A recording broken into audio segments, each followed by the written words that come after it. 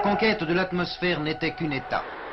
C'est vers l'espace interstellaire que se tournent aujourd'hui les rêves des hommes. Du Leduc, le tuyau de poêle volant qui pourra atteindre 3 fois la vitesse du son, à l'hélicoptère individuel capable de décoller et d'atterrir sur un mouchoir de poche, les recherches se déploient vers ce domaine jusqu'ici interdit.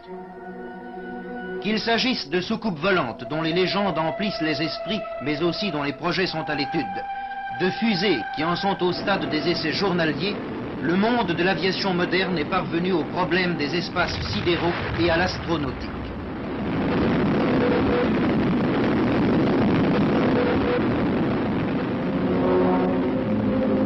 Un grand problème, cependant, restait à résoudre, celui de l'atterrissage vertical, et se retournait dans sa course et se posait sans accroc sur sa base.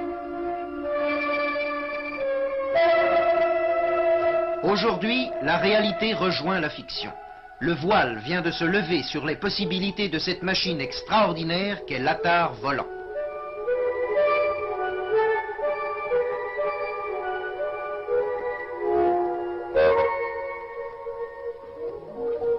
Pour la première fois, en présence de messieurs Bourgès-Monory et Laforêt, cet engin vient d'effectuer un vol libre sur le terrain de Melun-Villaroche.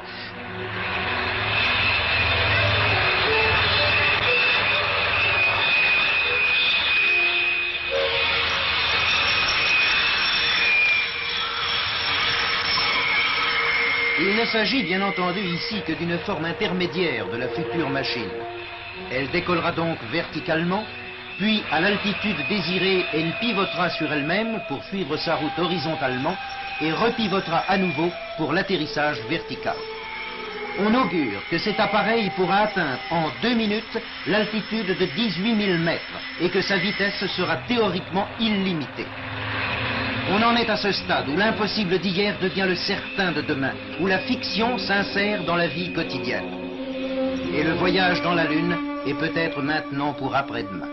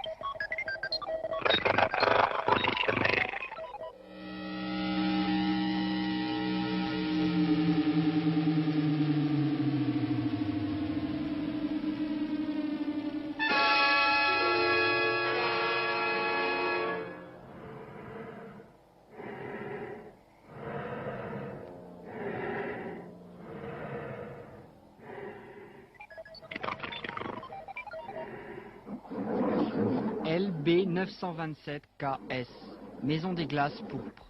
en transit. Oremeb, confluent des anneaux neutroniques. Je me rends aux cérémonies de la métamorphose.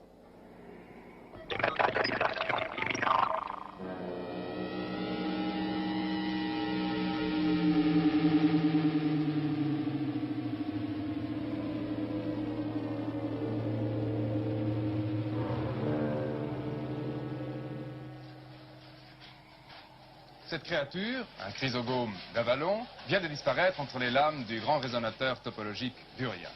Oui, car nous sommes sur Uria, où a été assemblé pour la première fois un transmetteur de matière qui permet de voyager d'une étoile vers une autre, permet de franchir des gouffres d'années-lumière. Et Uria est devenu rapidement un carrefour de l'univers, un véritable carrefour où viennent converger toutes les races civilisées de la galaxie. Car il fallait s'y attendre.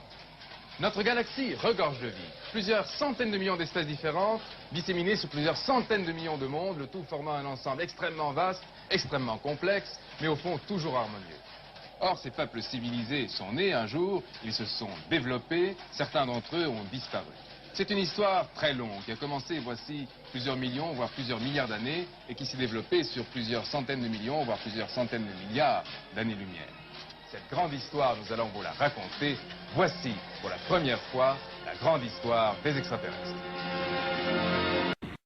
2 siècles d'objectivité scientifique nous ont appris à nous méfier du témoignage.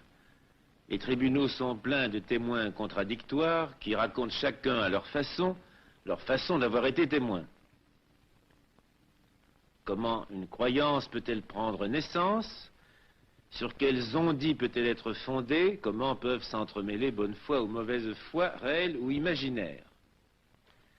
Notre métier d'informateur et d'informateur visuel nous fait une obligation de réfléchir un peu à cet étrange pouvoir du témoignage, car si l'on disait déjà que le papier se laisse écrire, l'écran lui aussi se laisse faire, et nos contemporains peuvent être victimes d'énormes hallucinations collectives amplifiées par la télévision. Ainsi, à propos de soucoupes volantes, dont on a tant parlé et dont on ne parle plus tout à coup, qu'est-ce qui a bien pu se passer? Pourquoi les uns y ont-ils cru et les autres pas? Qu'y a-t-il finalement de croyable ou d'incroyable dans cette histoire à dormir debout, dont les informateurs ont donné les plus fantaisistes échos? Sur le thème des soucoupes volantes, nous avons voulu traiter, non sans humour, ce thème de la fumée sans feu, bien davantage pour étudier le mécanisme du témoignage que pour traiter le sujet lui-même, pour lequel nous nous refusons toute compétence, autre que celle de citer quelques témoins forcément dépassés par leurs hypothèses. Suddenly there was a threat to this world from some other species, from another planet, outside in the universe. We'd forget all the little local differences that we have between our countries.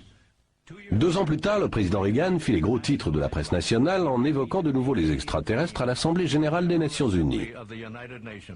Perhaps we need some outside universal threat to make us recognize this common bound. I occasionally think how quickly our differences worldwide would vanish if we were facing an alien threat from outside this world.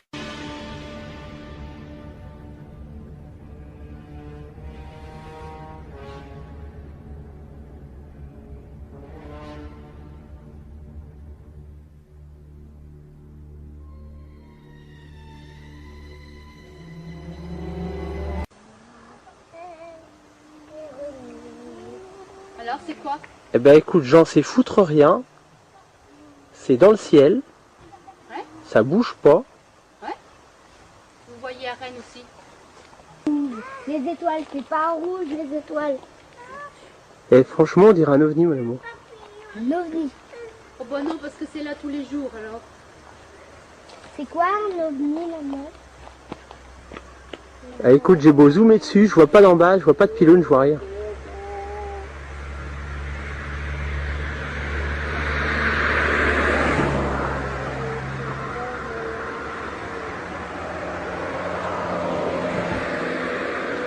C'est quoi un ovni, maman?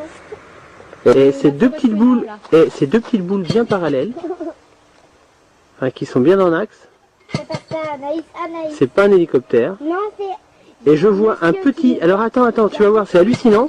Je vois des petites lumières qui passent entre les deux grosses boules. Eh ben je te jure mon amour, si ça c'est pas un ovni... Ça y est, il est en train de virer. Ah ouais, je le vois qui bouge. Vas-y, filme au moins. Ah ben je fais que ça. Ça y est, il est en train de virer. Oui, Tout doucement. ouais, effectivement, ça bouge, c'est pas... Oui. Et il s'en va. Et là, on dirait un avion.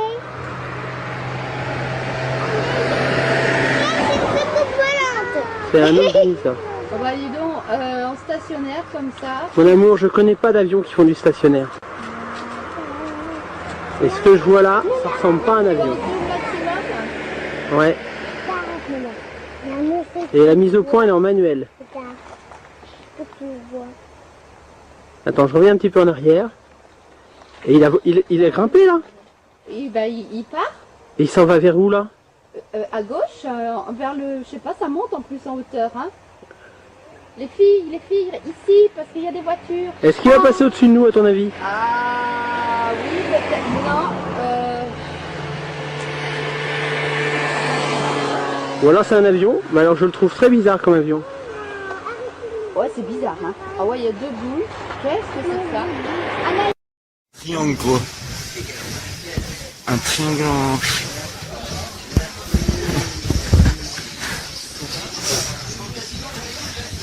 c'est quoi ça gros?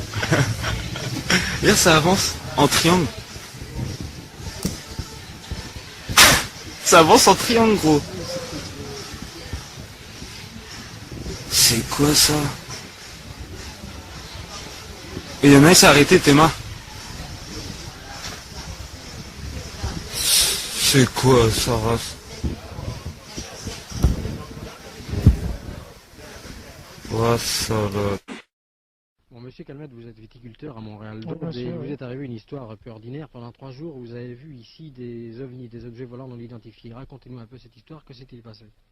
Je l'ai vu, oui, par 3 fois, donc le dimanche, et puis le jeudi, le dimanche après. Alors comment ça s'est passé la première fois, par exemple? La première fois, j'étais en mobilette quand j'ai vu cet engin, très gros, quoi, si on peut dire. Quelle taille, à peu près, d'après vous? Moi, je voyais, je considérais la taille comme 2 tracteurs jumelés dans le sens long, quoi. Oui, vous pensiez d'ailleurs que c'était des tracteurs au départ? Oui, je ne savais trop que penser, un camion ou un truc comme ça, vous voyez. Il y avait des phares qui étaient disposés comment? Il y avait 2 phares avant et 2 phares arrière, mais puissants. Hein. Est-ce que ça vous semblait être des phares normaux comme on en voit sur les tracteurs ou les voitures que nous connaissons en fait? Un peu anormaux, non, ça brillait, c'était puissant. Ils avaient quelle couleur? Blanc, un blanc alors. Plutôt blanc, hein. Oui. Et est-ce que ces phares étaient mobiles ou est-ce qu'ils bougeaient? Non, je l'ai vu immobile. Oui. Et il y a eu donc un deuxième soir au cours duquel... Et puis le jeudi, j'ai vu le même engin. Oui. Et vers quelle heure? Un peu plus haut. Vers quelle heure? À 20h. Oui. La première fois à 22h, la seconde fois à 20h. Oui. Le même engin, oui. même dimension, oui. même éclairage, oui. un peu plus haut. Et même... Qui se déplaçait, oui, alors on aurait dit que ça glissait, quoi, ce truc-là. À quelle altitude, à quelle hauteur du sol se trouvaient les phares, d'après vous? Oh, moi je voyais ça à ras du sol, à, je sais pas moi, 1m50. 1m50 du sol, oui. Et il n'y avait aucun bruit? Ah non, rien du tout. Pas de bruit. Alors vous étiez à quelle distance à ce moment-là? Alors là, j'étais devant chez moi, devant la ferme, j'étais bien à 1,5 km. Hein. Et vous n'avez pas bougé, vous n'avez pas essayé de voir ce que c'était? Et non, ça n'a pas avancé longtemps, vous voyez la valeur d'une minute. Hein. Et alors vous l'avez revu une 3e fois? La 3e fois, j'ai pas revu le même engin. J'ai vu les petits trucs qui se déplaçaient là. C'était où? À quel endroit? Projecteur. Ici où nous sommes. Hein. Ici où nous sommes, là, juste ici. Oui, oui. Alors qu'est-ce que vous avez vu exactement? Voilà, je venais de rentrer les chiens là dans la grange. Quelle heure mon il était fils. à peu près? Il était 22h. Oui, comme à peu près 22h15 actuellement, c'est à peu près à cette heure-ci. Oui, oui. Oui, alors mon fils m'a dit, regarde papa, voilà le projecteur, de nouveau qu'on voit le projecteur. Oui. Et moi j'ai dit, viens vite mettre la veste, qu'il fait pas chaud. Oui. Et il faut aller voir ce que c'est, de plus près. Oui. Alors on est monté ici et effectivement on a vu ces projecteurs qui étaient assez près. Oui. Il a dit, mon fils avançons un peu plus. Oui. Il a avancé, il m'a écouté quoi. Oui. C'est à ce moment-là qu'on a vu sur ces projecteurs une antenne dressée, vous voyez, avec une courbe dessus. Phosphorescent, je dis, c'était un truc rouge quoi. Qui était assez haute cette antenne? Non. Vous voyez moi, 60 cm, oui. Est-ce que vous voyiez une masse? Est-ce que vous distinguiez quelque chose? Non, rien du tout. Les projecteurs étaient trop puissants? Le projecteur seulement, puissant, oui, par le moment, et puis ça est-ce qu'il se déplaçait loin de l'objet central? Le projecteur, ils étaient 2, vous voyez, qui se déplaçaient assez vite. Assez vite? Oui, Ça allait, ça venait dans tous les sens. Dans tous les sens. Oui, monsieur. Et est-ce qu'ils vous ont éclairé par là? Non, sur nous, non. Vous vous êtes rapproché à combien de mètres? 150 mètres. Vous n'avez pas été plus loin? Et on n'a pas osé. Pourquoi? Mon fils m'a dit, maintenant je m'en vais, et moi... Vous avez eu peur? Oui, je n'ai pas osé aller plus loin. Oui, alors après, c'est là que vous êtes allé chercher les gendarmes. Voilà, oui. Et que les gendarmes ont pu constater également le phénomène. Les gendarmes l'ont constaté comme moi, mais c'était déjà plus loin. Oui, c'était parti de votre champ. C'était parti de... Est-ce que vous l'avez vu partir? Ah non. Non. C'est parti quand je suis allé les chercher. Mais je crois qu'en partant, il y a eu un éclairage assez violent sur votre ferme. Oui, c'est ma femme qui s'en est rendu compte. Qu'est-ce qui s'est passé exactement? On l'a vu circuler dans tous les sens. Oui. C'est allé partout, dans tous les champs. Ça explose. On dit que ça explosait tous les champs. Oui. Et quand bien sûr, quand ça se dirigeait vers la ferme, c'était illuminé puissamment. Comme en plein jour? Comme un phare puissant, presque comme en plein jour. C'était au-dessus du sol ou sur le sol? C'était toujours à ras de terre. Au-dessus du sol, oui. Et d'après vous, ça ne pouvait pas être un engin comme un tracteur ou une voiture? Ah non, pas du tout. Hein. C'était pas gros. Un hélicoptère non plus? Non, pas le monde du monde. Il n'y avait aucun bruit, absolument aucun bruit? Non, rien. Quelle couleur avait cette... Un projecteur puissant, blanc. Vous voyez. Alors, je crois que maintenant la gendarmerie, pendant quelques jours, va être ici pour contrôler. Et en fait, si cela se produisait, ce serait à peu près à cette heure-ci, puisque c'est tous les soirs, ça s'est produit entre 20h et 22h, donc maintenant. 329 de 321. 329, j'écoute. Bon, ici 321, alors indiquez-moi votre position et indiquez-moi si vous avez vu quelque chose. 321, je me trouve dans la zone et rien à signaler pour le moment, tout est calme. On ne voit rien. Reçu, parler. Bon, 329 de 321, bien reçu. Je crois que c'est la première fois, il est 22h30, c'est la première fois qu'une brigade de gendarmerie chasse ou traque l'OVNI. C'est la première fois que cela arrive. Oui, dans notre région, c'est exact, c'est la première fois.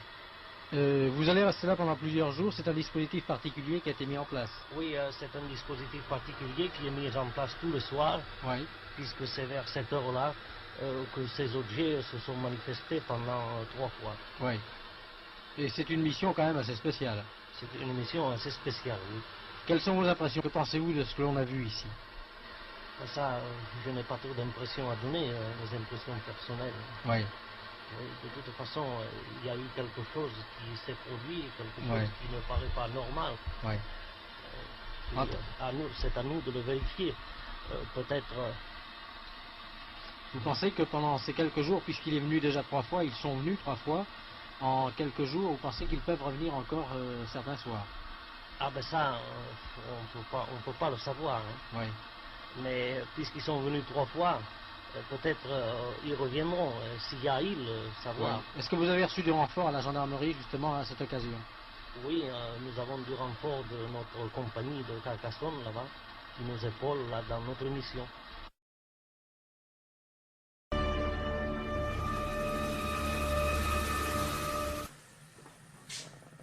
Il est encore là, oui.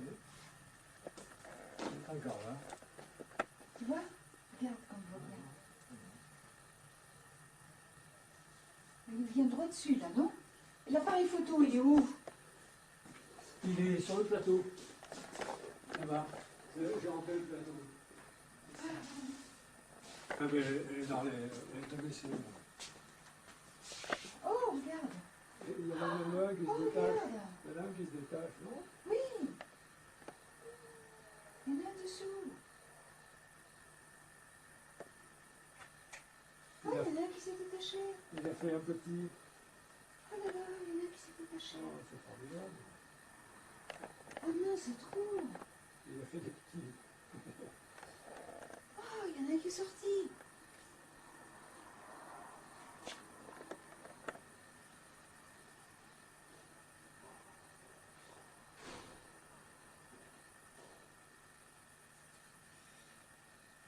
Lynn, viens vite. Là, viens vite. Là. Regarde, il y en a un petit qui s'est détaché. Il est parti par en dessous. Je crois qu'il va en dessous. Oh là là. Un petit qui est parti. Il a sauté en parachute.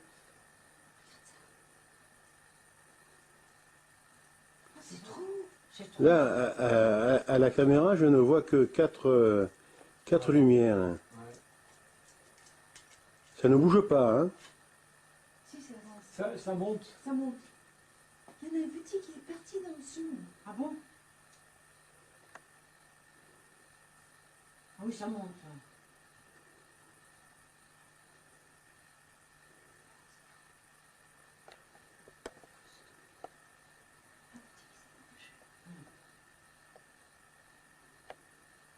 Ça. Je vois 6 lampes maintenant. Ah oui, il y en a 6. Ouais. Oh là, oui. Ça tourne. Regarde, tu vois? Regarde, c'est la même chose que la lumière. Et ça baisse. Ah, maintenant, on voit plus rien. Ouais.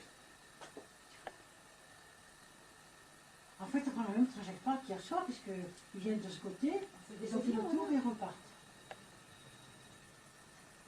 Il n'y a aucun bruit. Hop là, hop, d'un coup ça a disparu. Hein? You can learn the amazing answer only when you see the most thrilling picture in years. It came from outer space.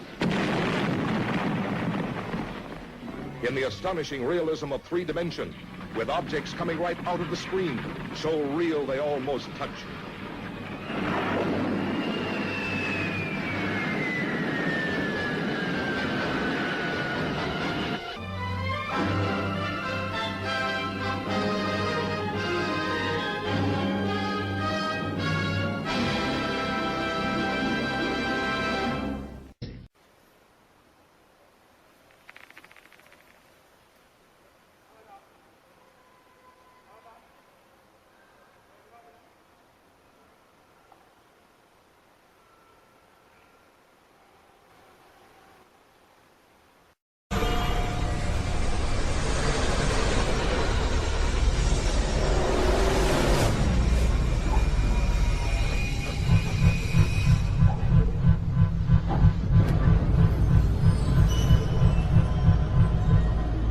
Oui, il est parti en hauteur l'autre, à moins qu'il ait fait vite pour redescendre, mais bon.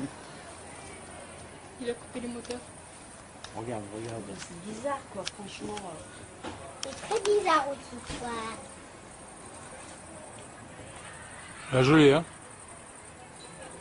Mais ça, c'est pas l'avion, ça. On voit presque non, plus. un avion qui stoppe dans le ciel, ça n'existe pas, ça. Enfin, ça existe, oui. Mais non, mais quand t'as les lumières rouges et tout, c'est là. On dirait du fruit. On dirait un moustique. non.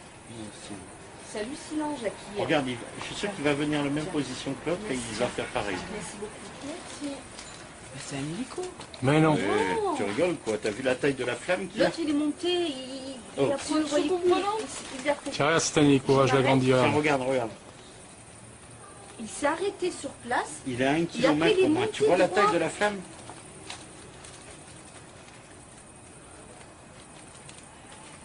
Il cherche quelque chose.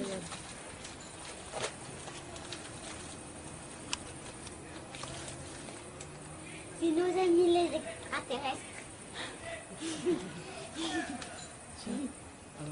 Regarde, il s'arrête pour moi. Regarde, il s'arrête. Oh, il revient en arrière.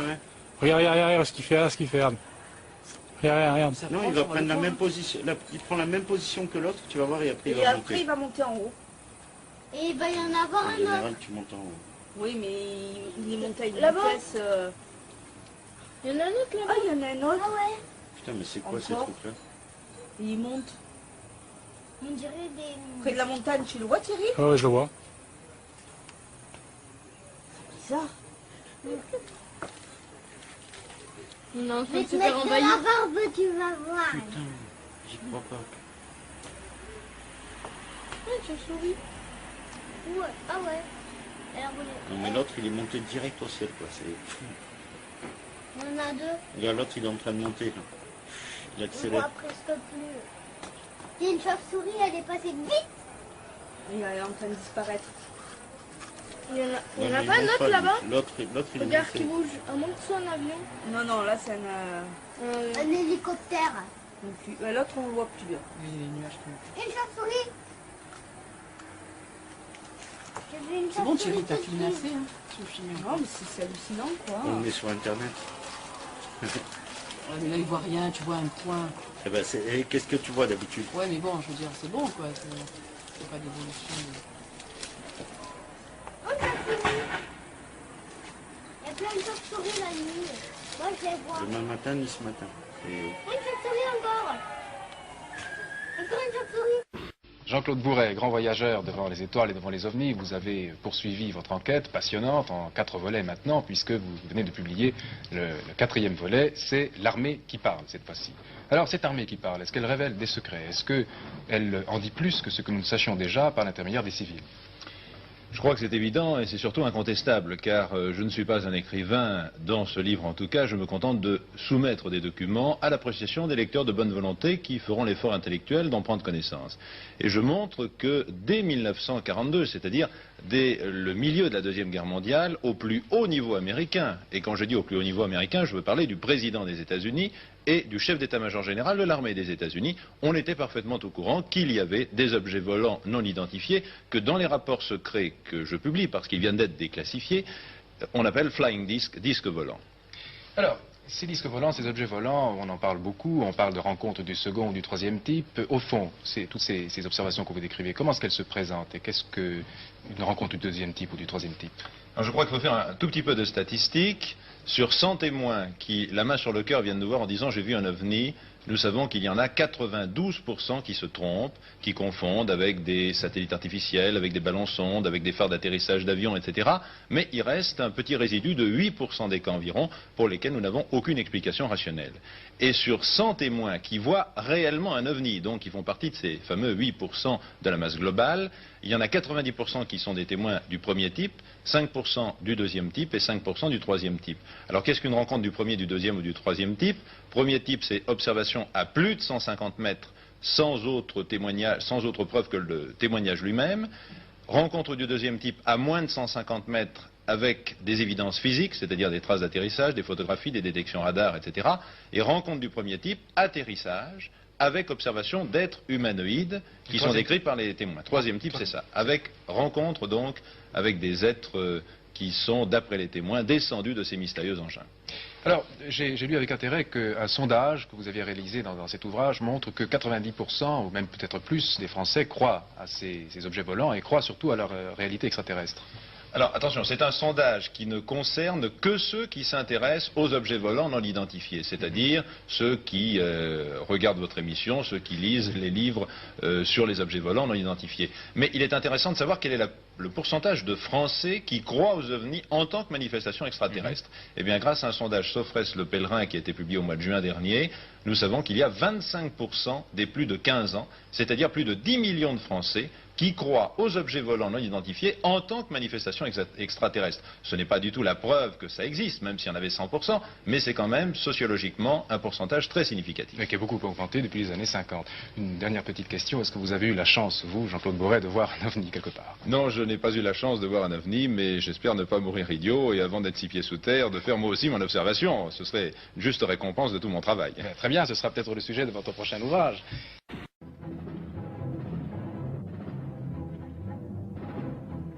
L'aventure poétique dans laquelle nous sommes aujourd'hui embarqués, voilà maintenant un vivant qui va vous en parler. Jacques Bergier, spécialiste de physique nucléaire, certificat de service exceptionnel délivré par le président Truman, décoré par la France, décoré par la Russie, membre de l'Académie des sciences de New York, savant, vulgarisateur, poète, expert en réalité, parce que la réalité est fantastique.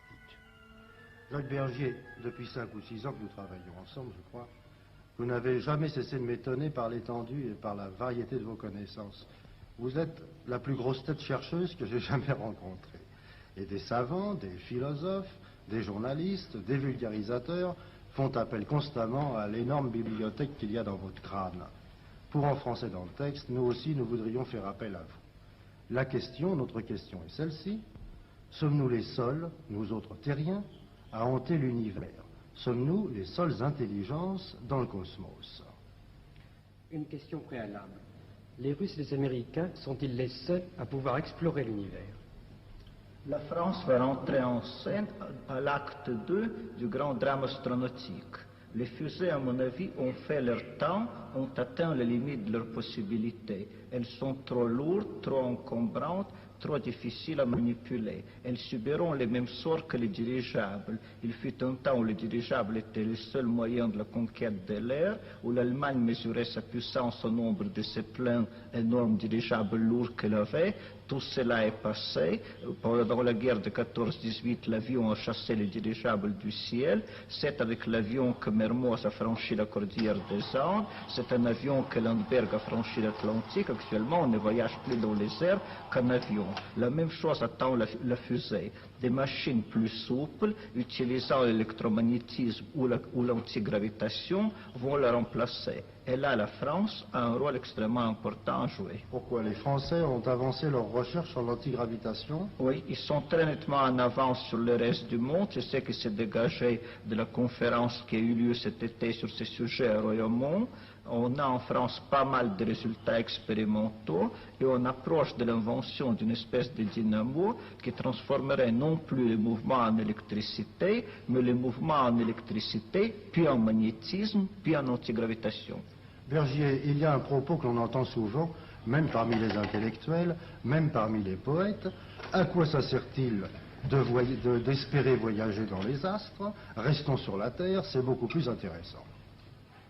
Je ne suis pas de cet avis. Je pense que le voyage dans l'espace a l'énorme intérêt de pouvoir nous apprendre avec certitude que nous ne sommes pas seuls, qu'il existe d'autres intelligences et même d'autres humains ou humanoïdes dans le vaste univers.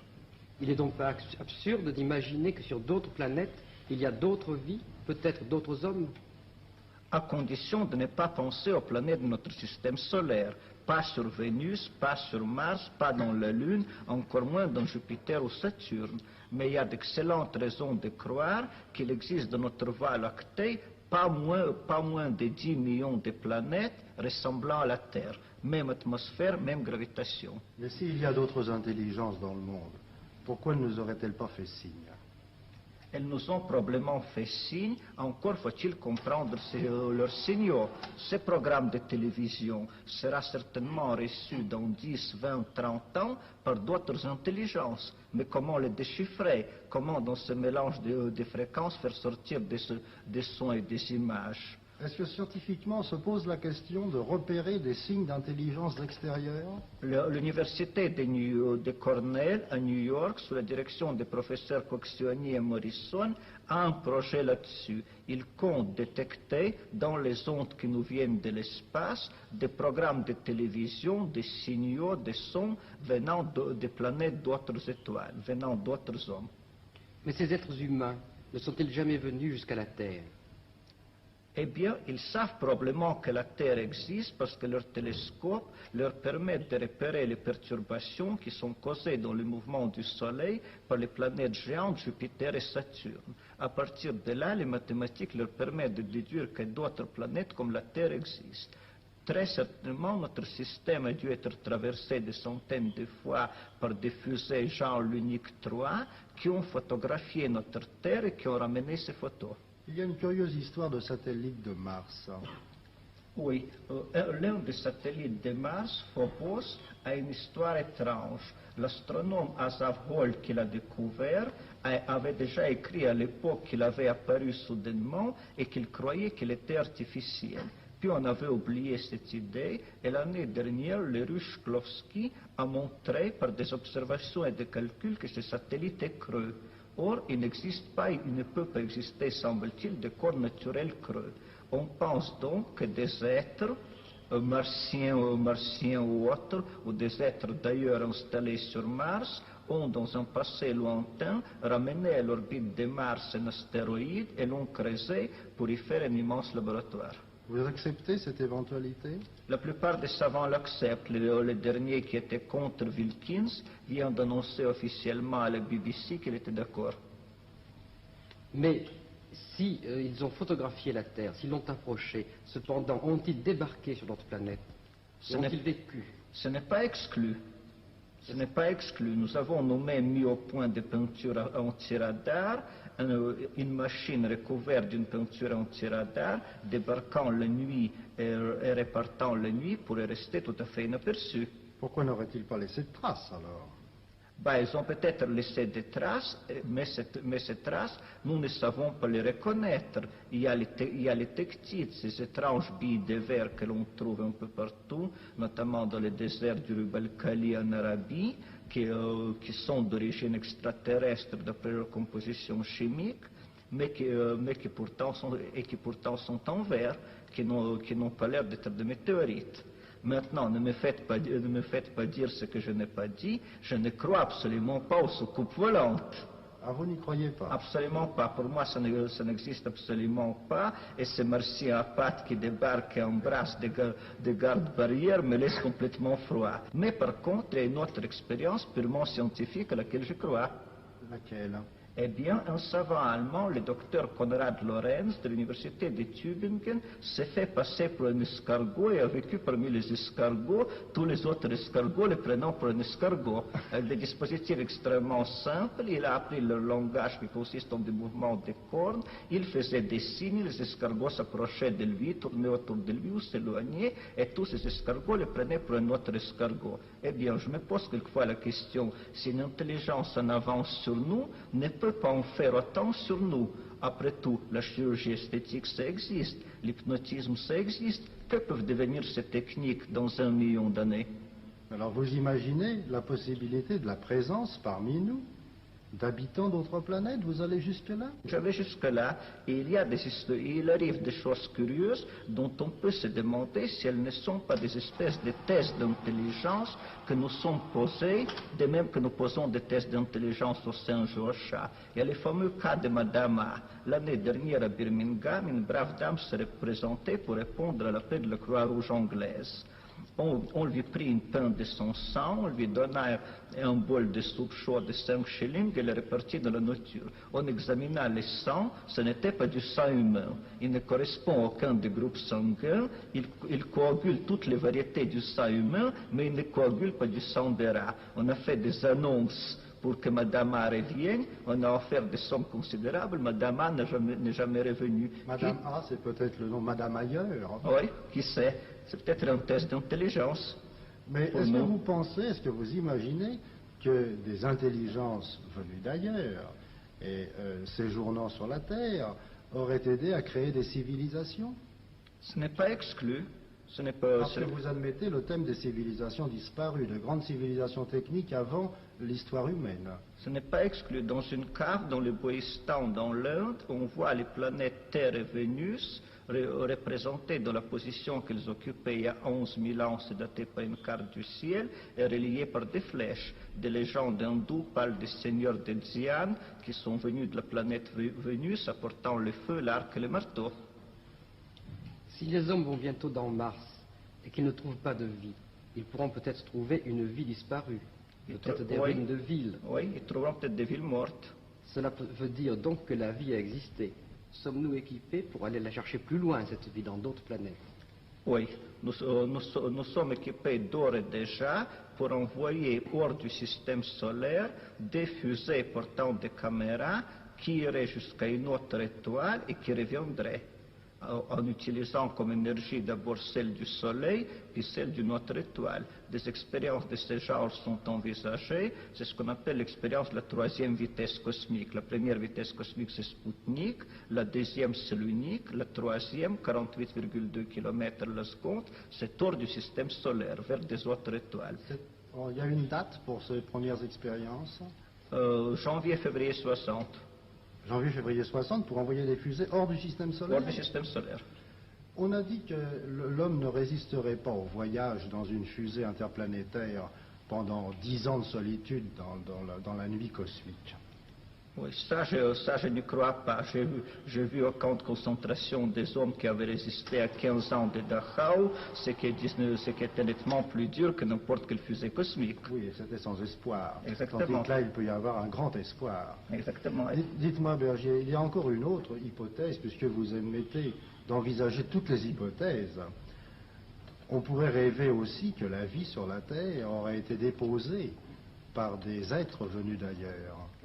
C'est possible également, surtout que la vie ne cesse de nous surprendre. Témoin l'extraordinaire histoire qui vient d'arriver à Los Alamos. Ils ont un réacteur, l'Omega West, qui marche à l'eau, à l'uranium et à l'eau.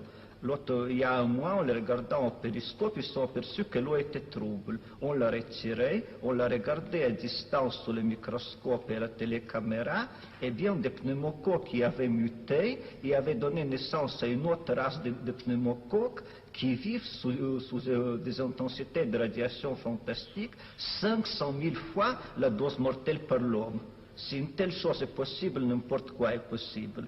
En tout cas, on paraît avoir démontré de la façon la plus scientifique que nous sommes nés d'un bombardement stellaire. La disparition des dinosaures, on l'a établi maintenant avec une quasi-certitude, est due au bombardement produit par une étoile nouvelle qui s'est produite il y a des milliards d'années, mais dont on a retrouvé la trace dans le ciel. Nous sommes les fils de cette étoile. Les mutations produites par ce bombardement, dont on connaît maintenant l'origine avec certitude, ont tué les dinosaures et nous ont créés.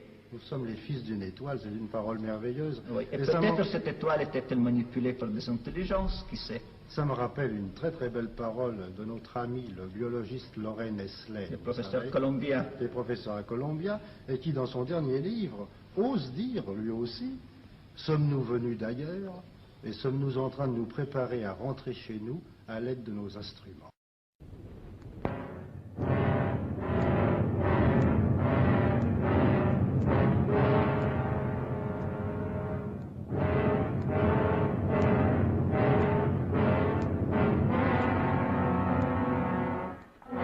How could that thing have gotten aboard? And why? Just to kill us? What is the usual reason an intelligent creature kills? It's hungry? What makes you so certain it's intelligent, Colonel? Not just an animal. Can't open the door to C compartment.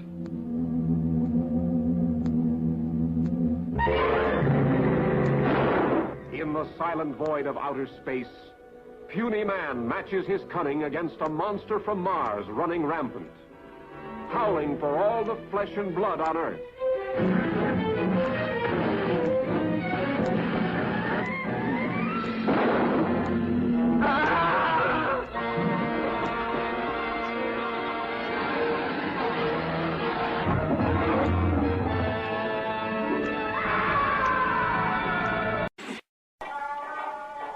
Radio CBS, dimanche 30 octobre 1938. Il est 20h. Une dizaine de millions d'Américains écoutent ce morceau de musique quand soudain... Mesdames et messieurs, nous interrompons le programme pour une édition spéciale. À 8h moins 20, le professeur Farrell de l'Observatoire du Mont Jennings dit avoir observé plusieurs explosions d'un gaz incandescent sur la planète Mars. C'est le début du livre La guerre des mondes, l'œuvre de Wells, écrite 40 ans plus tôt. Son homonyme, Orson Welles, a décidé de l'adapter à la radio. Avec les comédiens de sa troupe et à grand renfort d'effets sonores, il raconte l'arrivée d'un vaisseau spatial dans le New Jersey. Avec beaucoup de réalisme, l'un des acteurs joue l'envoyé spécial qui commente en direct le débarquement des Martiens. Ils ressemblent à des tentacules, je peux voir leur corps maintenant. C'est gros, aussi gros qu'un ours et sa brille, comme du cuir mouillé. Et ce visage, mesdames et messieurs, c'est indescriptible. Les Martiens qui diffusent un gaz mortel avancent vers New York. L'armée américaine leur tire dessus, sans succès. C'est un carnage et toute l'Amérique est prise de panique. La grande majorité des auditeurs sait parfaitement qu'il s'agit d'une fiction. Cela avait été annoncé et répété plusieurs fois au milieu du programme, mais parmi ceux qui prennent l'émission en cours, certains y croient dur comme fer. On raconte que ce soir-là, des Américains se calfeutrent dans leur cave, courent à l'église pour une dernière prière, voire se donnent la mort avant d'être asphyxiés par les extraterrestres. On sait aujourd'hui que tout cela a été exagéré par les journalistes de l'époque. Mais plus intéressant, certains déjà avaient exigé un meilleur contrôle des programmes diffusés sur les ondes, et Wells avait même dû présenter quelques jours plus tard des excuses publiques.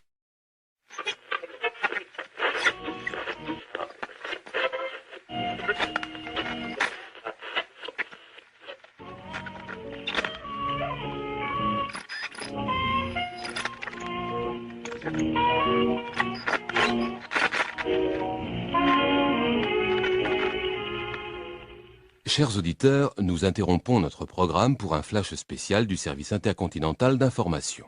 C'est en effet aujourd'hui, à 19h40 heure locale, à l'observatoire de Mount Jennings, situé dans l'Illinois à Chicago, que le professeur Folz a remarqué une activité inhabituelle à la surface de la planète Mars. Des explosions d'origine gazeuse qui se produisaient à intervalles réguliers.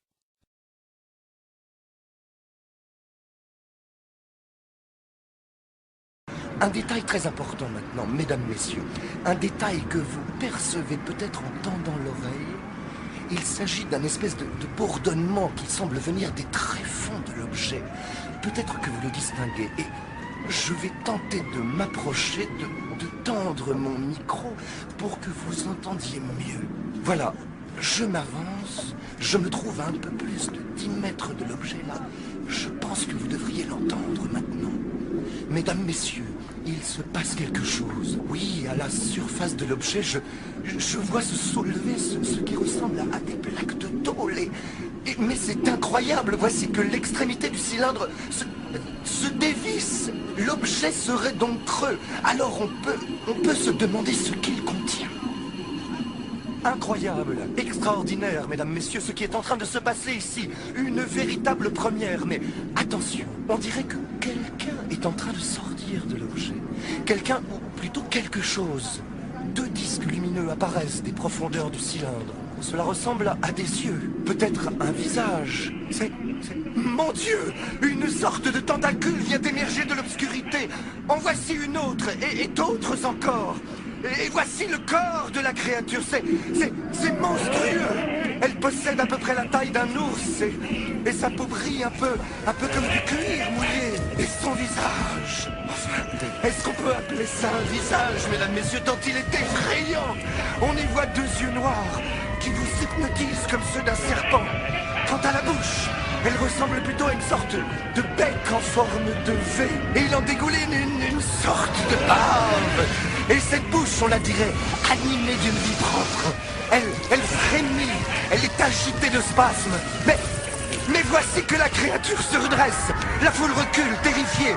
Je vais essayer de me déplacer. Je vous prie donc de rester à l'écoute pendant que je me déplace vers un endroit d'où la visibilité sera meilleure.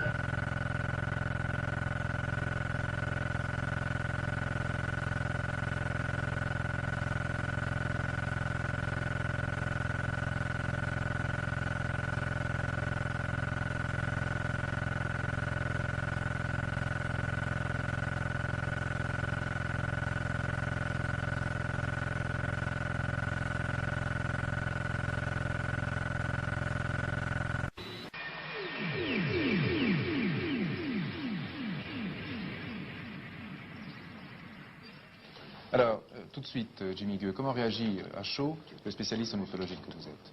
Eh bien, tout d'abord, cela ne m'a pas surpris, ça m'a intéressé, parce qu'il y avait des précédents. Une petite fille en Espagne, voici une dizaine d'années, qui jouait devant chez elle, a vu une sphère de lumière se poser, elle s'est avancée pour la prendre, et la sphère l'a absorbée en quelque sorte pour la translater ailleurs. Elle est revenue 22 heures plus tard. Ce qui voudrait dire que ce genre d'observation sphéroïdale, en somme, est classique en la matière? Oui, il a été observé plusieurs fois. Des sphères de ce genre ont suivi les voitures pour essayer d'observer ce qui était à l'intérieur ou d'enlever peut-être les gens. Ça ne s'est pas fait parce que les occupants n'ont pas jugé nécessaire de le faire. Mais ce n'est pas un cas unique. Donc j'ai tout de suite eu la conviction intime que c'était vrai. Alors, quelle est l'interprétation que vous donnez, vous, personnellement, de l'aventure telle qu'elle est relatée par Franck Fontaine? Je pense que les intelligences du dehors, que d'aucuns appellent des extraterrestres, nous font passer à nous terriens des sortes de tests, d'une part. D'autre part, ce sont des démonstrations. Je dis un peu vulgairement parfois, c'est du cinéma. Ils nous font une sorte de démonstration pour sensibiliser le public, afin que le public se rende compte que c'est vrai, que ce ne sont pas des histoires d'hallucination. Alors, je vous arrête parce que lorsque vous parlez d'intelligence du dehors, ça veut dire que vous excluez toutes les autres hypothèses et que vous ne retenez que l'intervention extraterrestre. Autrement dit, il s'agit bel et bien d'un objet volant non identifié qui a interféré, disons, avec Franck Fontaine. Pour moi, c'est une certitude absolue. Il n'y a rien à voir dans le domaine OVNI, dans les manifestations dont nous parlons en ce moment.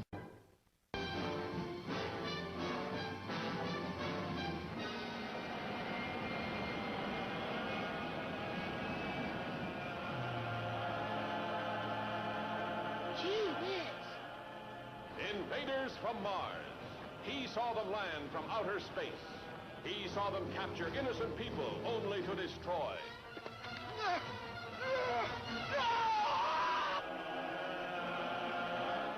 Father turned against son. People changed into strange, weird animals. A general of the army becomes a saboteur. Trusted police turned into arsonists. The boy's parents changed into killers.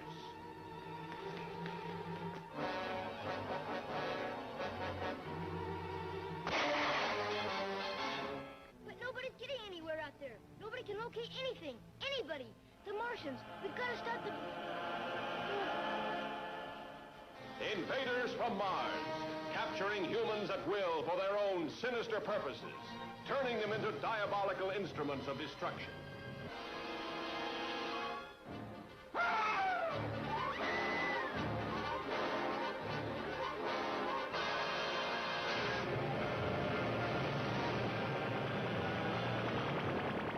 Invaders from Mars, weird, fantastic beings of a superintelligence, ruling a race of synthetic humans and pitting them against mankind's dream to conquer the universe. Come on, step on it. Search every tunnel. We gotta find Renault and the kid. When the colonel gives the signal, get back here on the double.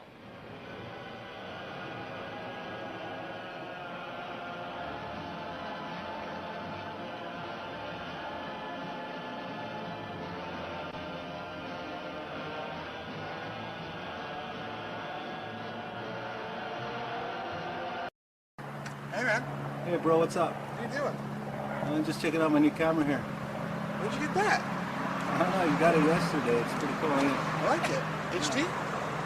No. No? Cheap bastard. Can I have a smoke? Yeah, bro, here. Jesus. You're throwing ninja stars at me and shit. Yeah. Dude. That's pretty cool. What'd you do last night? Oh, nothing.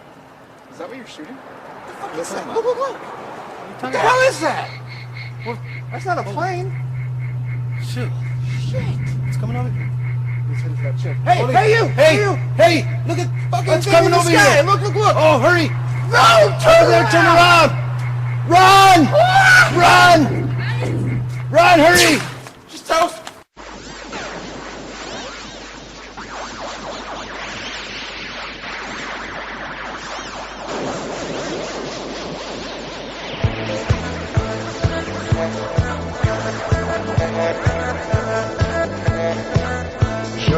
Je rêve, de petits hommes verts, aux petits yeux, en pastilles de menthe, qui viennent faire un tour sur terre, à bord des soucoupes volantes. Lorsque j'étais bébé, j'en ai vu un tomber, par un soir de Noël, dans une gerbe d'étincelles. Et depuis cette nuit, je suis devenu leur ami, correspondant unique des cryptocolons cosmiques. Je rêve, de petits hommes verts, aux petits yeux, en pastilles de menthe, qui viennent faire un tour sur terre, à bord des soucoupes volantes. C'est comment chez toi? Tout vert. Il fait beau chez toi? C'est l'hiver. Elle est comment ta maman? C'est vert. Dis, quel est son nom? Vert. Qu'est-ce que tu veux voir? L'équipe de Saint-Étienne. Un soir de février, ils m'ont tous invité dans leur système solaire pour la grande semaine d'hiver. Et mon cœur a craqué lorsque j'ai débarqué pour une jolie martienne toute nue sous ses antennes. Je rêve de petits hommes verts, aux petits yeux, en pastilles de menthe, qui viennent faire un tour sur terre, à bord des soucoupes volantes. T'es venu de loin? Très loin. Tu es venu longtemps? Très longtemps. T'es venu comment? En rêve. Tu as des enfants? Bientôt. Qu'est-ce que t'as en main? Des fleurs du jardin. Je rêve de petits hommes verts,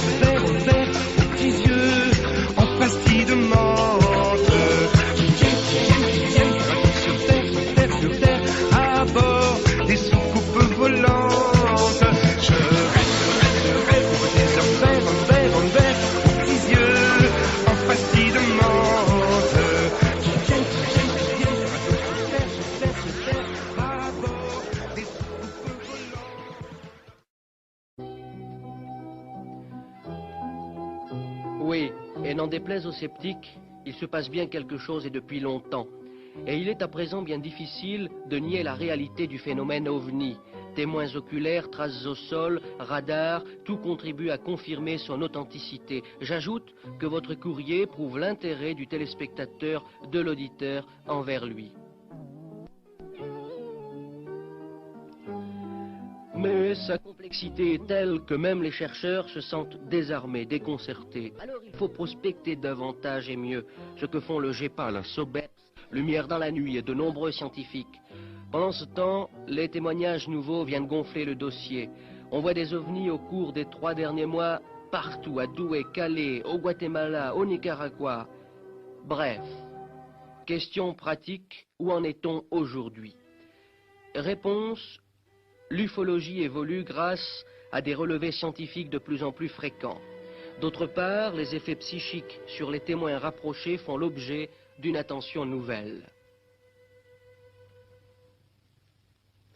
À Maubeuge, auprès de M. Bigorne, délégué régional de Lumière dans la nuit, les renseignements obtenus font état d'une importante étude en cours, c'est-à-dire étude des corrélations entre enregistrements géomagnétiques et observation d'OVNI. Et puis, nous avons appris que d'importants laboratoires d'analyse allaient commencer l'étude approfondie des échantillons de terre qui ont été touchés par les ovnis ou leurs émanations. Les résultats seront publiés.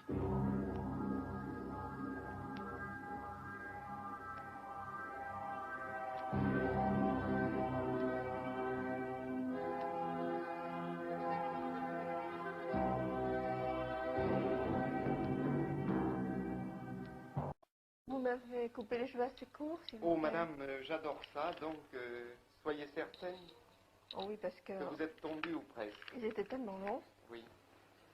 Madame Héronard, nous vous trouvons ici chez votre coiffeur, avant votre départ en vacances. Nous sommes là pour une raison très précise. Vous nous avez téléphoné ce matin. Pourquoi vous nous avez téléphoné? Eh bien, voilà, parce qu'hier soir, à 1h10 environ, nous sommes rentrés, mon mari et moi, chez des amis, et nous avons vu dans le ciel un engin absolument extraordinaire, qui était composé d'une tête et d'une queue longue, et de cette queue sortaient des genres de paillettes incandescentes, jaune-orangé. Vous avez eu peur? Non, absolument pas. Mon mari était témoin comme moi, et nous avons trouvé ça très beau, et nous nous sommes arrêtés, et nous avons suivi sa course, il était assez bas. Et ce matin, à la radio, vous avez entendu... Oui, nous avons entendu ce matin qu'un engin de cet ordre avait été visible à Paris et à Nantes. Alors nous avons pensé quand même qu'il était intéressant de signaler que nous l'avions vu à Bordeaux. Madame, vous voyez, nous sommes très équipés. J'ai apporté ici un grand carton, un carton blanc, ainsi qu'un marqueur. Et comme je pense que c'est une affaire qui va faire beaucoup de bruit, voici ce marqueur. Je pense qu'il serait intéressant que vous nous dessiniez cet engin. Ça, je doute de mes talents de dessinateur. Oh là là. Là, c'est la tête. Et la tête, et puis une queue, d'où sortiraient des paillettes. À votre avis, c'est un engin naturel? Je pense qu'il était fait par l'homme, parce que sa vitesse était extrêmement régulière. On n'avait pas du tout l'impression d'être en face d'un météore ou d'un engin extraterrestre. Donc c'est une soucoupe volante. Ah, non, moi j'ai pensé à un satellite, mais enfin je ne sais pas tellement ce que c'est. Sa hauteur? Assez bas. J'ai entendu à la radio qu'on avait parlé de 300 ou 400 mètres, mais je suis incapable de vous dire exactement. C'était terrifiant? Pas du tout. On n'entendait aucun bruit et il se déplaçait régulièrement, assez rapidement, mais régulièrement. Vous l'avez vu longtemps? Ah oui, nous l'avons bien vu pendant 2 minutes, avant qu'il ne se perde à l'horizon. Quelle est votre impression, alors votre conclusion? Mon impression, c'est que c'est certainement un engin nouveau, mais qui n'est pas terrifiant comme vous me le demandiez. Qu'entendez-vous par nouveau? Il ne semble pas tellement correspondre à ce que l'on a dit des soucoupes volantes autrefois, mais enfin... Certains ont dit ce matin que cela annonçait peut-être la fin du monde. Oh, moi je ne pense pas. Je ne suis pas plus inquiète aujourd'hui qu'hier.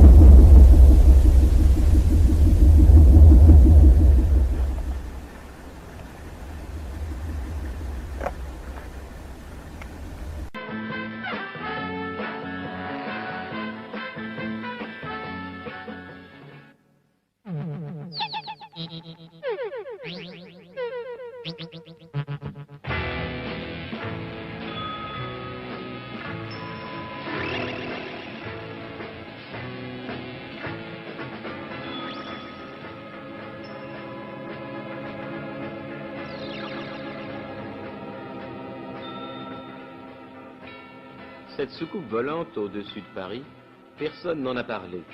Et pourtant, pendant plus d'un quart d'heure, elle a survolé le Pont-Neuf.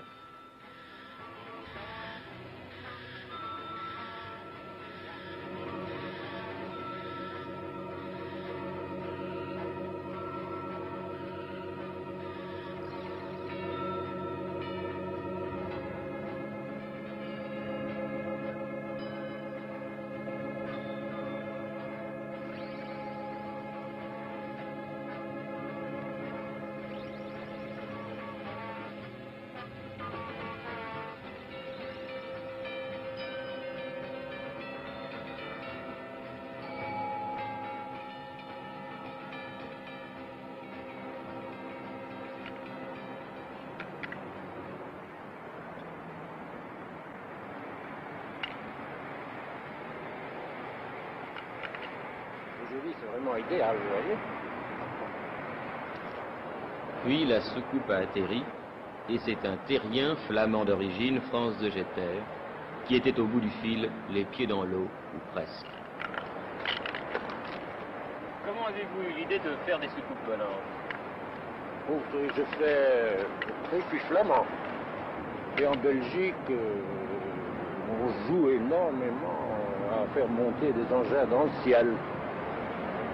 J'ai 73 ans, j'en fais depuis, je dirais, 72 ans. J'exagère un peu.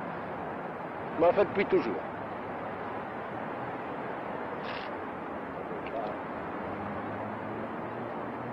J'en fais toujours. Oui, je vais le rentrer tout doucement. La maison, c'est une péniche de 32 mètres de long, 5 mètres de large, 2 mètres 70 de haut, amarrée au Pont-Neuf depuis 34 ans. France de Jeter et sa femme sont les seuls parents. C'est du polystyrène expansé, ce sont des emballages de caisses de poissons, je pense que c'est mon marchand de poissons. Et comment les équilibrez-vous? Comment trouvez-vous la courbure exacte? J'en ai tellement fait, c'est un sens. Et en principe, n'est-ce pas, à l'origine, c'est tout plat. France de Jeter découpe dans sa feuille de polyester un cercle qui constituera le corps de la soucoupe. Puis, au couteau, il fait une entaille. La soucoupe peut alors prendre sa forme bombée. À quelle hauteur peuvent voler vos soucoupes? Oh, j'en ai une qui est montée à 3400 mètres, c'est-à-dire 10 fois la tour Eiffel. Une grande. Je l'ai... De cette taille-là, ma paire une ronde, très grande. Et elles tiennent, je veux dire, elles tiennent droit.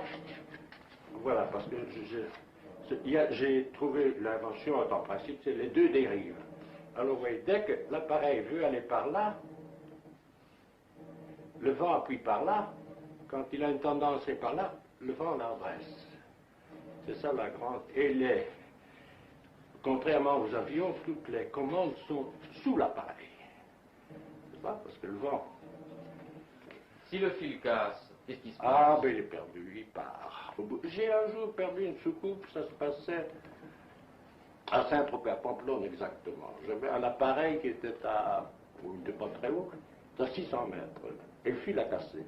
Et j'ai retrouvé l'appareil à 5 km de là, dans les vignes. Aucune des soucoupes que vous avez faites ne se ressemble. Non, parce que, vous savez, je suis peintre. Et en tant que peintre, nous sommes toujours à la recherche d'essayer de faire mieux. Alors j'ai des soucoupes qui sont parfaites, j'essaye de faire encore mieux. Alors j'en ai peut-être 200, il n'y en a pas deux pareils. Mieux en fonction d'équilibre ou en fonction En d'esthétique? fonction de qualité de vol, oui. Et une fois que ça vole très bien, pour moi c'est fini, j'en fais une autre. Je leur fais parfois volontairement des défauts. J'en ai une par exemple qui danse. Ça m'amuse à faire danser. Étant enfant, je vais avoir 12 ans par là, j'en ai fait voler, c'était pas une soucoupe, c'était une chose faite avec des plumes d'oiseaux et du papier de soie qui vient de Chine, parce que vous savez qu'en Chine, tout le monde fabrique des cerfs-volants, il y a des batailles de cerfs-volants, et j'en ai une qui est restée 4 jours dans le ciel, jour et nuit, sans jamais descendre. J'ai lu dans un quotidien que cet été, au stand, le ciel était noir d'appareils qui évoluent. Alors j'espère que l'année prochaine, ce sont toutes des soucoupes volantes, parce qu'on va en fabriquer, paraît-il, c'est pas moi qui m'occupe de ça, 300 000.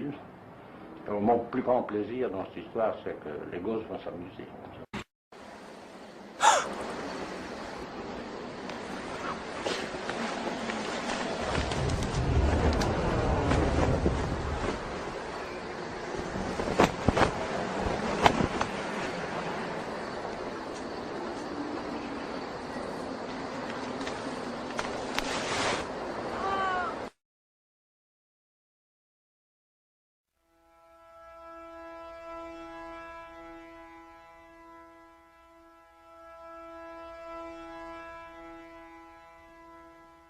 Vous écoutez la première transmission phare.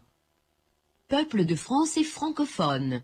Ceci est un message d'alerte civile émis par France, Alien, Résistance. Ce message vous est transmis par un groupe d'humains résistants, localisé en France, ayant pris conscience de l'intervention extraterrestre non consentie et de ses conséquences dramatiques dans notre monde. En réaction, et compte tenu de la nature de ces informations, nous prenons contact avec les groupes ufologiques francophones et les êtres visionnaires afin de leur transmettre ce qui suit. Alerte. Les choses s'accélèrent et nous n'avons plus le temps de vous prouver la crédibilité de ces extraordinaires révélations. L'urgence de la situation nous contraint à alerter publiquement la famille humaine du grand danger qui la menace. Soyons clairs. Oui, la vie existe dans l'univers, la plus belle preuve est bien que nous sommes là. Oui, des êtres extraterrestres visitent notre planète depuis des millénaires. Ceci est signifié dans les textes ancestraux. Et enfin, oui, et c'est là le point le plus important, certains de ces êtres sont actuellement présents dans notre monde et entretiennent des intentions hostiles et radicales à l'égard de notre famille humaine. De nombreux chefs de gouvernement de cette planète connaissent ces faits et nous cachent délibérément cette grave situation qui nous concerne tous. En effet, compte tenu des dernières informations que nous avons découvertes, nous n'avons plus le choix, nous devons faire cesser ces pratiques immondes. Enlèvement, expérimentation, insémination et mutilation sur des êtres humains. Nous devons réagir et manifester notre non-consentement à l'encontre de ces actes criminels. Ces faits sont prouvés, néanmoins cette information est classée secret défense et bénéficie d'un niveau de sécurité supérieur à celui de la bombe H. Le temps du dévoilement est maintenant arrivé. Si nous ne faisons rien, nous perdrons cette précieuse liberté pour laquelle nous et nos ancêtres avons toujours lutté. Ce monde deviendrait une simple colonie spatiale sous dictature extraterrestre dont l'espèce humaine serait devenue l'esclave. Nous, frères et sœurs humains unis, n'accepterons jamais une telle situation. En ce sens, nous résistons de tout notre être, comme n'importe quel homme ou femme digne de ce nom, confronté à cette évidence. Certains se demanderont les raisons et les preuves qui nous permettent d'affirmer de telles choses. Sachez qu'envers et contre tous, des êtres totalement intègres et profondément honnêtes ont cherché sans contrainte la vérité sur ces phénomènes dits ovnis, tout au long de leur vie.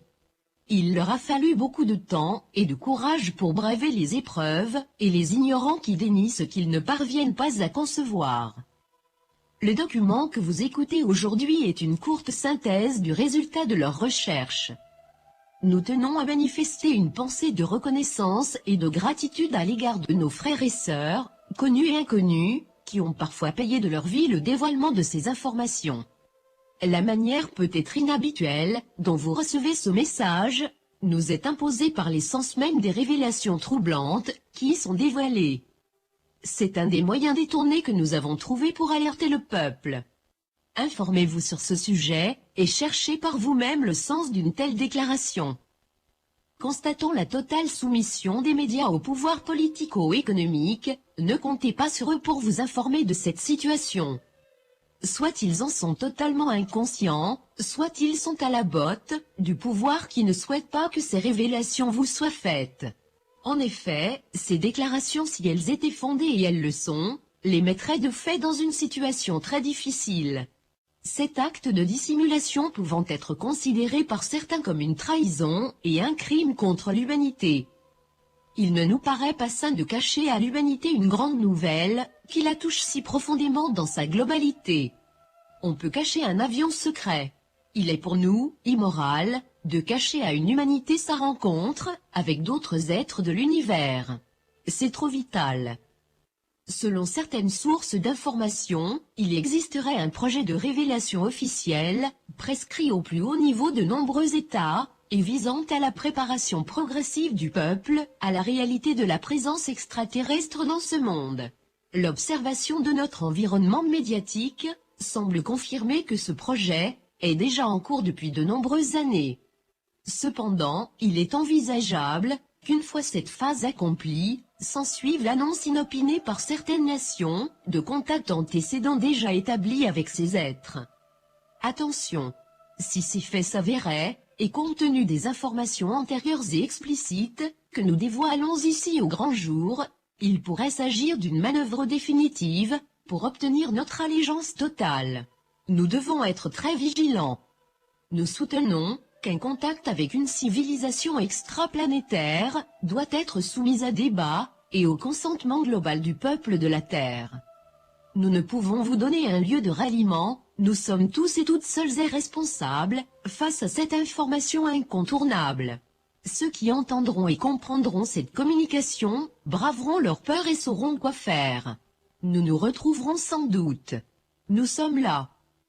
Nous tenons à vous signaler que lors de nos recherches concernant la résistance humaine, nous avons trouvé des frères et sœurs du monde entier qui sont également conscients de cette vérité et qui luttent à leur niveau pour son dévoilement. L'union fait la force. Dans une volonté d'apaisement, nous tenons à vous signaler de surcroît que lors de nos recherches, nous avons découvert avec joie que nous jouissons également de magnifiques alliés dans l'univers qui connaissent notre situation difficile et qui nous assistent dans cette épreuve de façon altruiste et bienveillante. Ce qui est en haut est comme ce qui est en bas. Maintenant vous savez, ce que vous ferez de cette information ne dépend que de vous. En dernier lieu, nous tenons à préciser clairement que nous ne faisons partie d'aucune secte, groupe religieux, politique ou autre. Nous nous considérons simplement comme des femmes et des hommes libres et souverains, frères et sœurs unis en résistance pour le dévoilement de ces faits et la délivrance de ce monde. En conséquence, nous privilégions la coopération, l'organisation et l'action. Frère Claude, 25 décembre 2008. France, Alien, Résistance. Fin de la première transmission phare.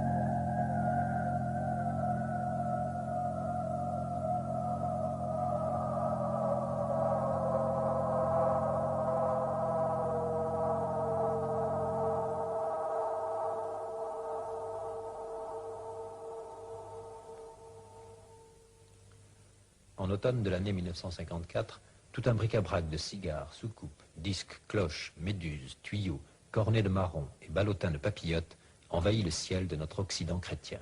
Comme Michel Morgan à Paris, Madame Poulard à Saint-Fargeau, Monsieur Pruneau ou Monsieur Mazot de Marvéjol, chacun leva les yeux au ciel pour voir ou ne pas croire à ces mystérieux objets célestes. Il y eut les pros et les antis, les amateurs et les nantis, les sceptiques et les prosélytes. Les humoristes se jetèrent ardemment dans la bataille. Les auteurs de bandes dessinées répliquèrent, mais dans un autre esprit. Pendant ce temps, les lecteurs se posaient des questions. Les analphabètes également. Les penseurs de service répondirent aux uns et aux autres.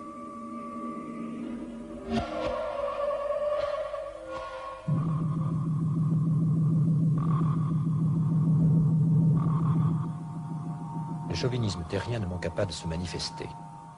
Le chauvinisme gaulois suivit tout aussitôt.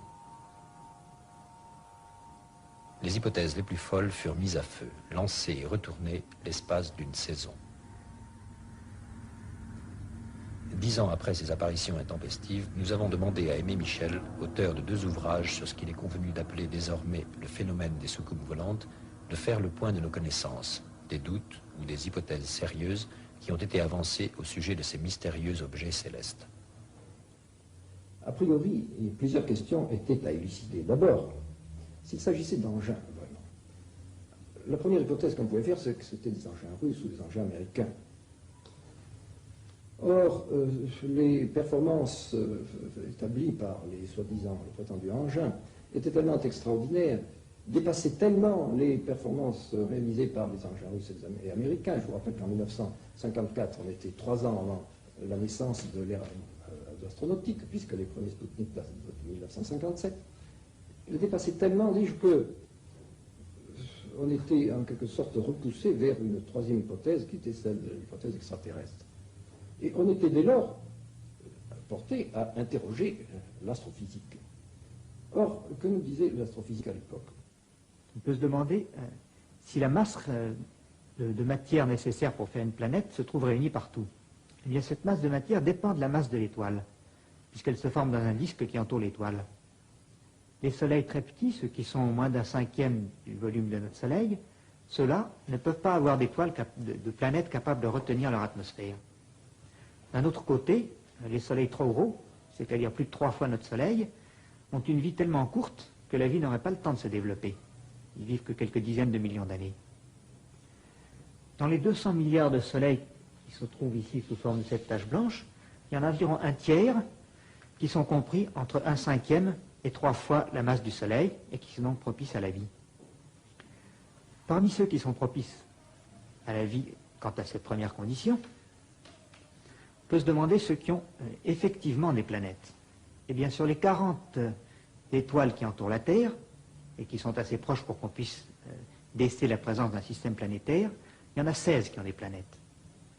On en conclut qu'il y a environ 40% des étoiles qui possèdent un cortège planétaire. En combinant ces 2 probabilités, on attribue à se dire qu'un 10e environ des étoiles ont une durée de vie suffisante pour donner carrière à la vie, et ont aussi un cortège planétaire, parmi lesquels se trouveront nécessairement, pour des raisons qui seraient trop longues à expliquer, une planète favorable, car chaque étoile est entourée d'un cortège de planètes et non pas d'une seule planète.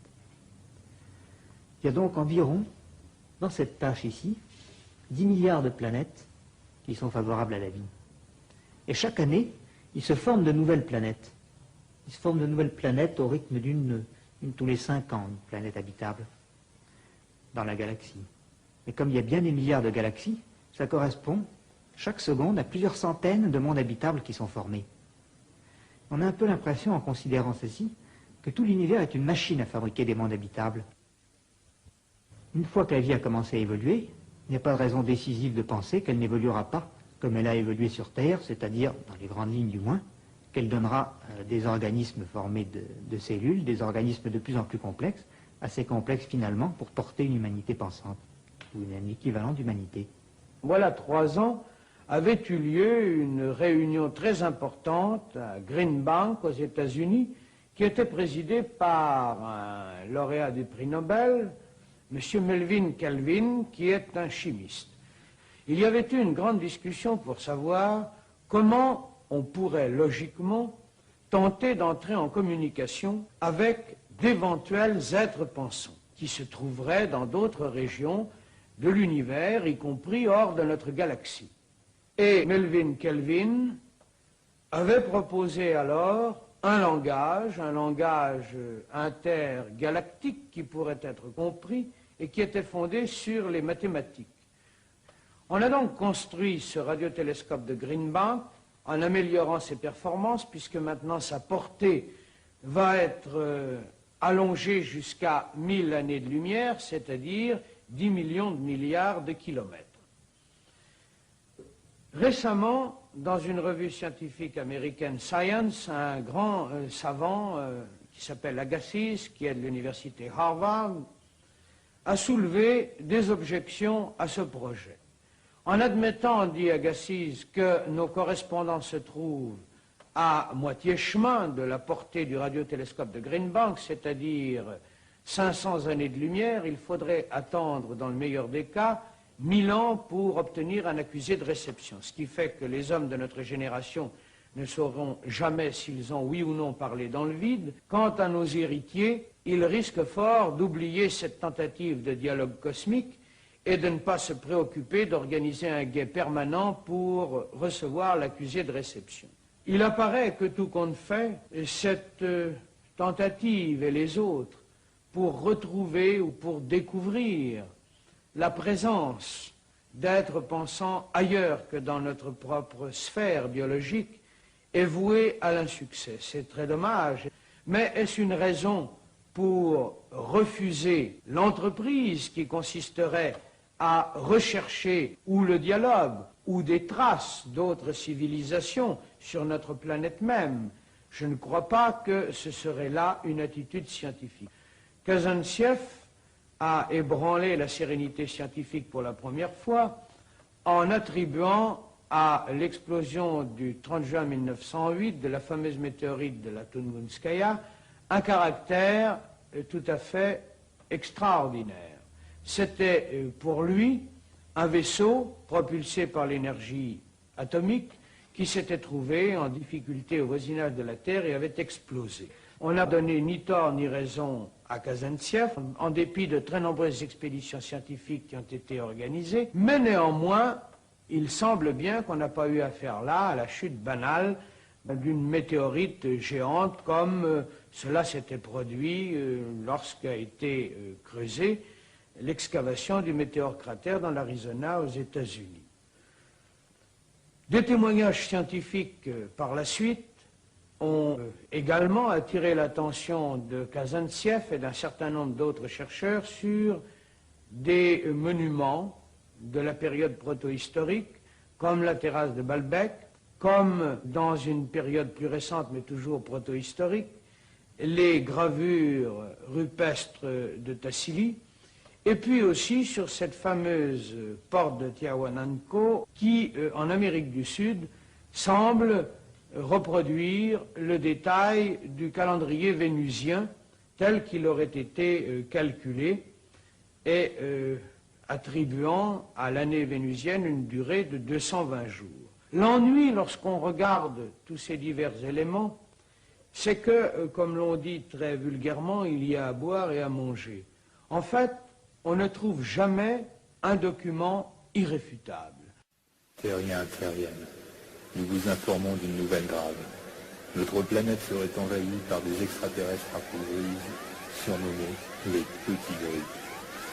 Face au danger qui nous menace, il faut alerter l'opinion mondiale pour que chacun d'entre nous soit maintenant capable de répondre à la question suivante.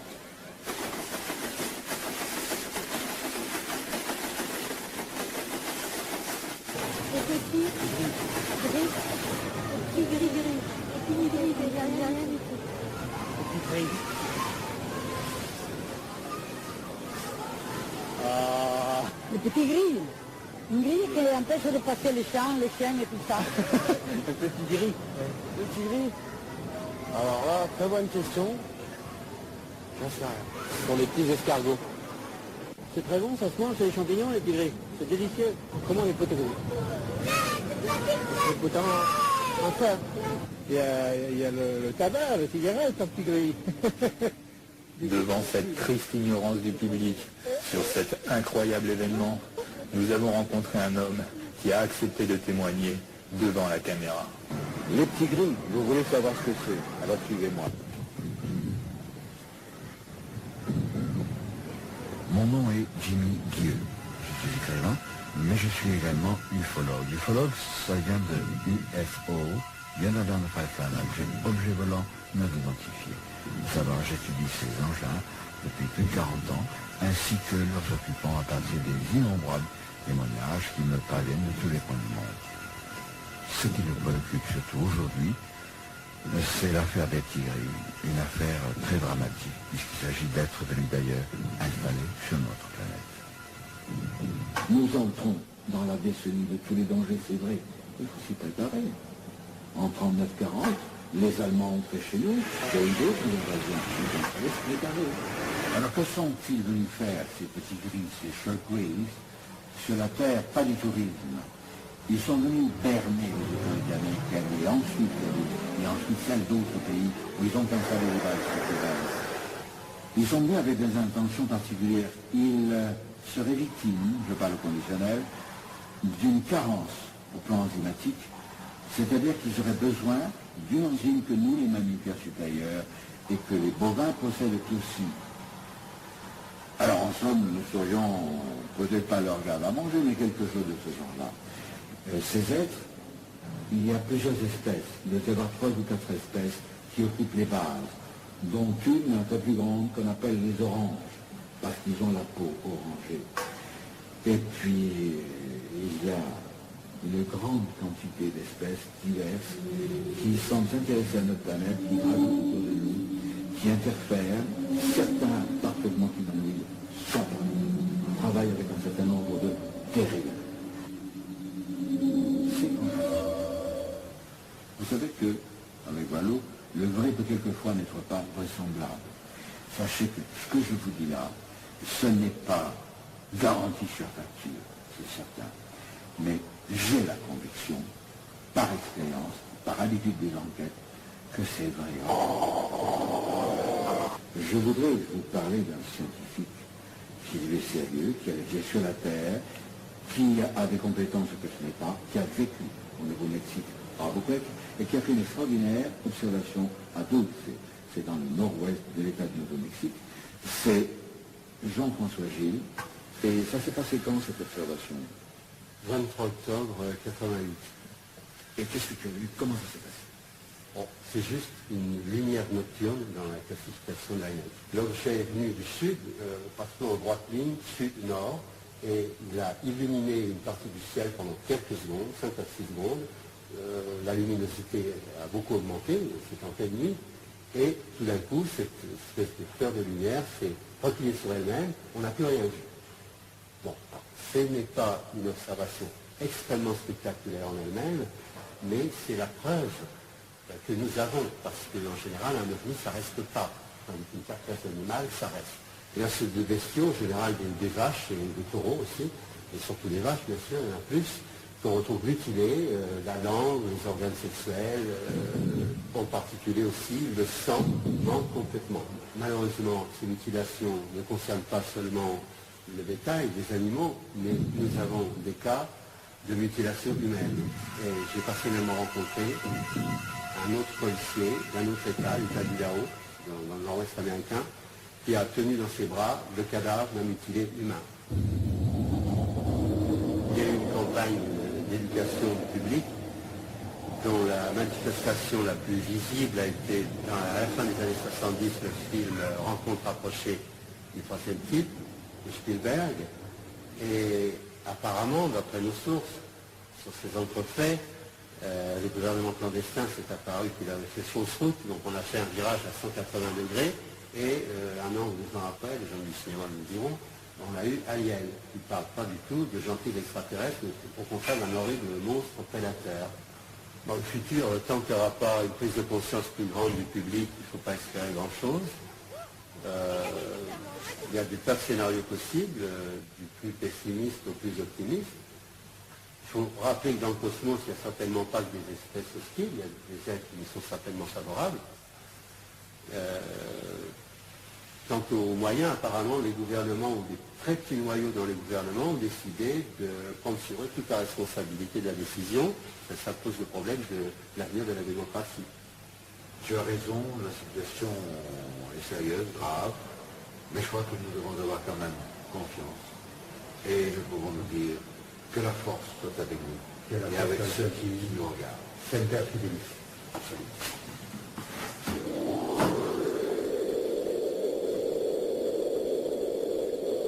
Si vous avez des renseignements supplémentaires concernant les petits rues, surtout n'oubliez pas de nous contacter pour faire savoir au monde que le cauchemar a déjà commencé.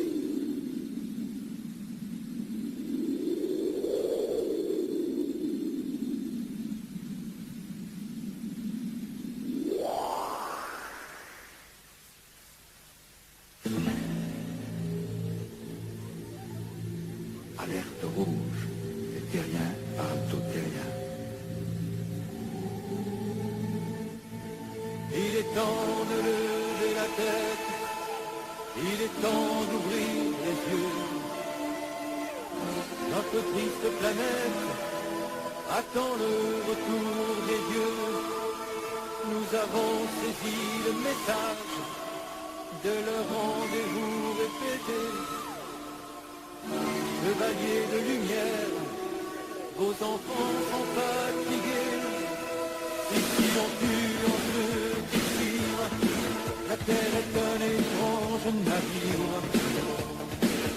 On nous ment, on nous plonge dans des abîmes de mensonges.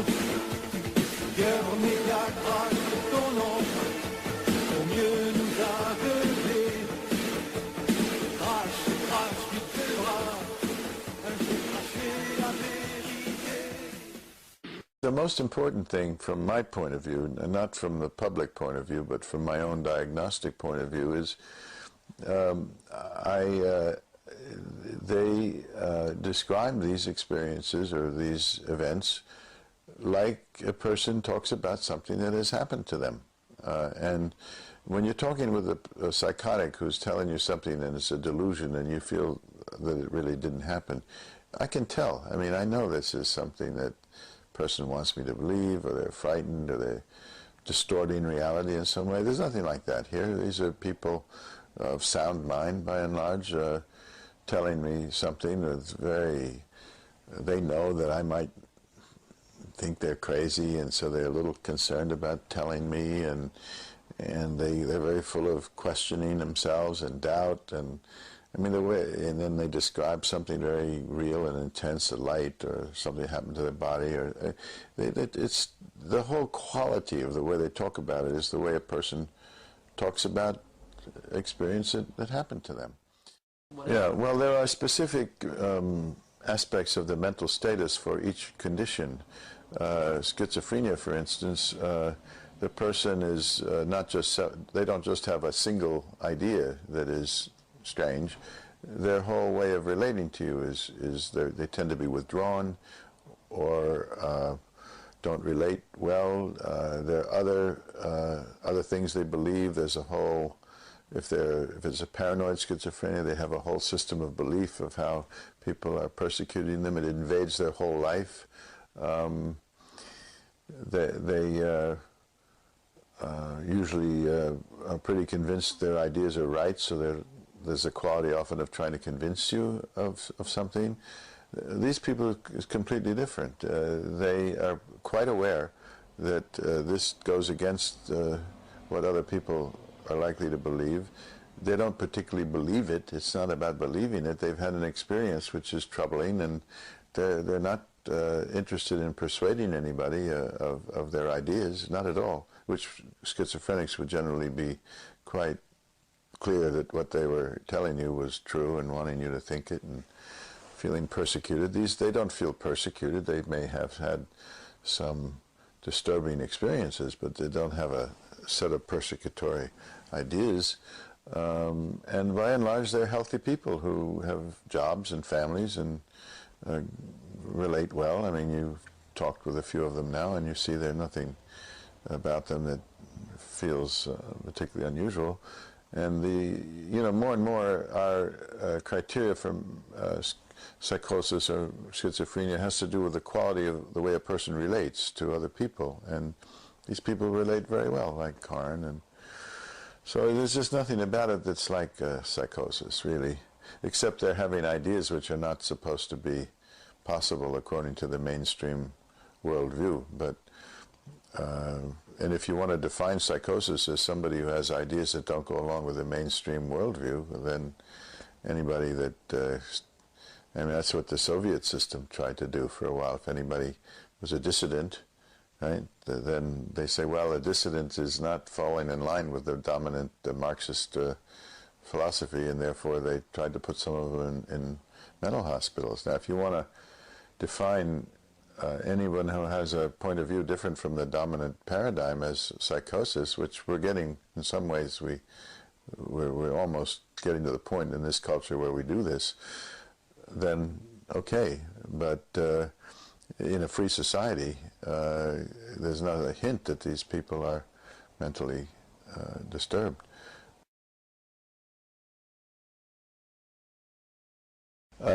So even though I thought this was not possible, crazy, I still was interested and willing to go. And then when I began to see the people, then they began to come to see me in Boston, you know, in Cambridge, and, you know, some were sent by Hopkins, but then they began to come on their own. And I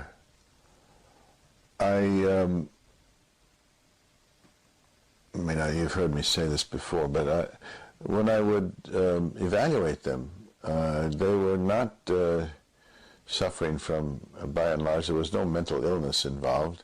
There was not any suggestion that this was coming from the media, that what they were reporting was much too specific and finely tuned and clearly articulated and patterned, and there was nothing like that in the media at the time. This was something that operated like a real event that had happened to them. The emotion was very intense, and and also that what they described, each person described more or less the same thing, and they didn't know each other, and they had nothing to gain by this. They were all quite troubled about it and wished it weren't true, and were particularly troubled when I couldn't make it go away with a pill, and or let them believe it was a dream. And they weren't asleep when these things happened, if I pressed them about it. And so I, after I'd seen about 50 or 60 of these people, I was quite convinced that this was something genuinely mysterious and real, and that I needed to think about, if this is real, then what does that mean, you know? So that's sort of how I got started.